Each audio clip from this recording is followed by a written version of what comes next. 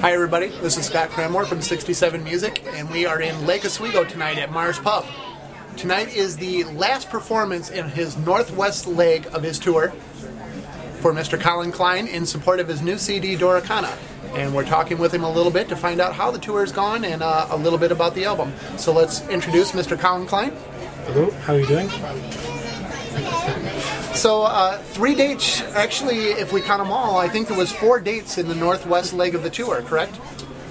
There was 1, 2, 3, 4, 7. 7 dates. So actually, I missed somebody. So what do you think of the Northwest? Are you? I like it a lot here. Yeah. It's nice. It's very reminiscent of where I come from. The colour of the place, the kind of terrain, and everybody here has got the same colour of skin in terms of pastiness that we have in Scotland. It's not there's not too many suntans here, which is good. Unlike Southern California, everybody's like bronzed. So yeah, I think people's demeanour is very similar to where I come from. You know, it's a bit more laid back up here than down south. I like that.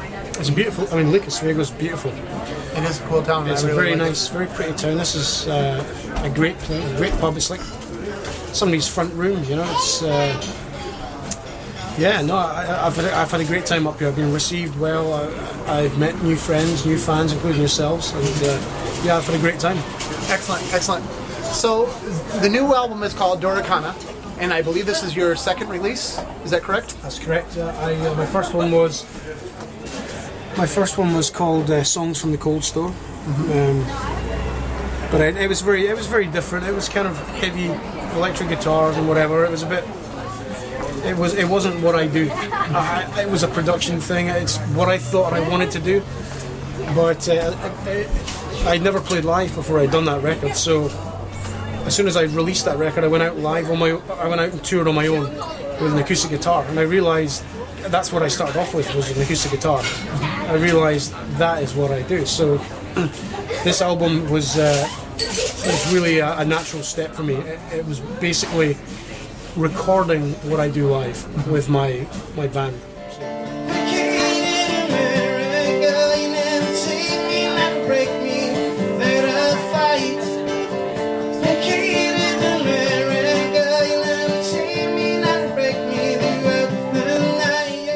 The album is very interesting, Doricana being the title. I'm sure it's got a great story behind it.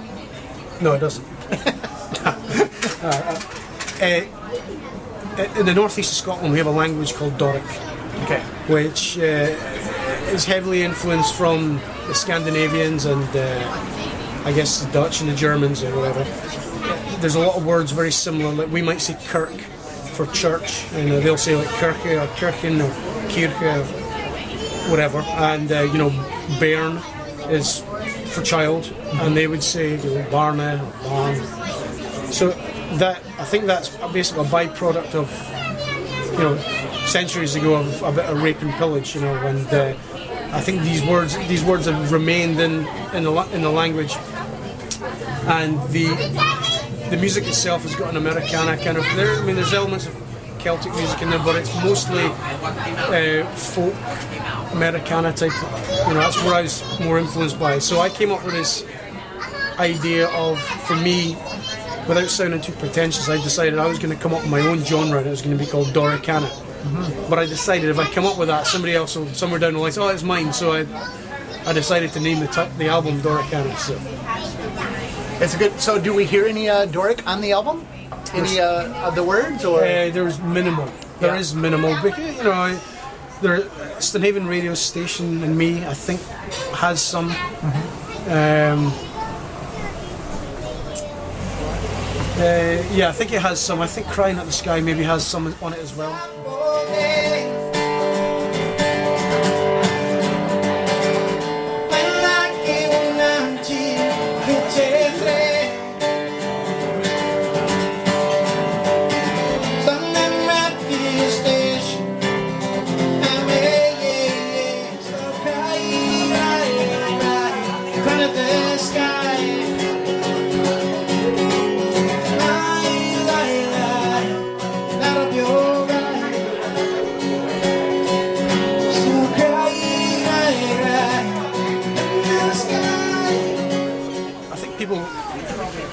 like to put labels on things. You know, oh, this is Celtic music, or this is folk, or this is Americana. And my music kind of slips through the, you know, the fence a little bit,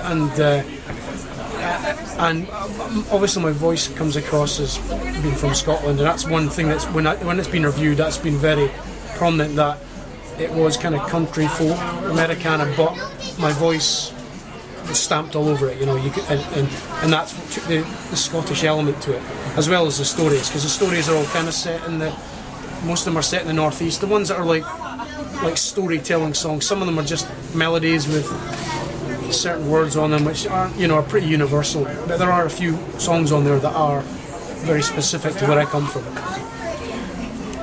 I noticed that on this tour you were playing mostly solo with your acoustic guitar, singer-songwriter type of stuff.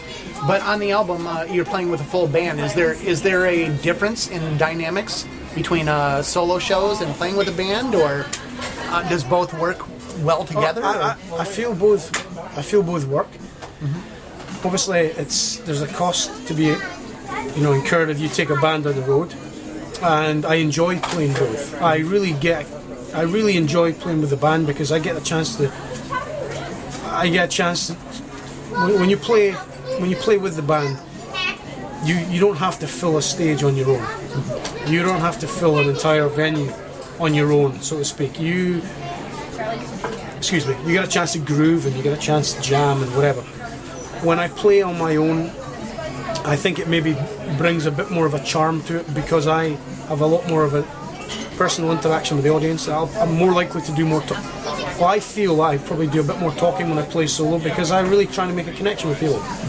And a lot of the time people don't do that. They just like head down and play their songs. I try to, this is what this is about a little bit. Maybe I do it too much at times, I don't know, but I do enjoy both, and I do feel there's times when I want to do the solo thing, and there's times when I want to play with the band, you know. Mm-hmm. The thing with doing the solo thing, it really ups your game. You gotta, you know, if you can come across well, if you can capture an audience on your own, then with the band it's no problem, you know.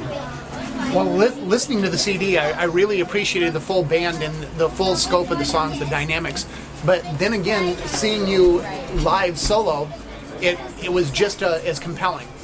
Great stuff. I think, like you were saying, that you spend time bringing the audience into what you're doing. I think you do it superbly. I think you do a great job with it. Appreciate it. Thank you. You bet. We want to find out more about Colin Clyne, especially for people that weren't able to make it to the shows. Where would we go, like online, to maybe buy the album or find out more about your music? Well, my website is colinclyne.com. Okay. And I also have a presence on Twitter, Facebook, MySpace.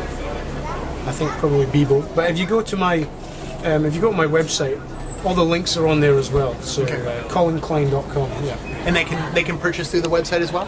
They can, yes. It's all everything's on there. News, gigs, some photographs, music, links to buying music, blogs. I like to blog from time to time. I like to put down my ramblings and crap online for people to read. And if you read that, you'll see there's a lot of references, Doric references as well in there. Oh, there you go. So we can find out more about Doric. Well, as in like in more what I write. So but some of my American friends have told me they don't understand what the word means, but they know what I'm saying. Yeah, you know what I mean. Excellent. Thanks, boss. Yeah, bus just went by. Sorry about that. So I know you've got to get on stage here really quick. We're going to be filming the show tonight for all of you that can't make it out here. In the meantime, the new album is called Doricana, and you can find out more about Colin Clyne at www.colinclyne.com. We appreciate you hanging out with us, Colin. Well, thank you very much. We wish you well on the show tonight. We'll talk to you soon. Pleasure meeting you both.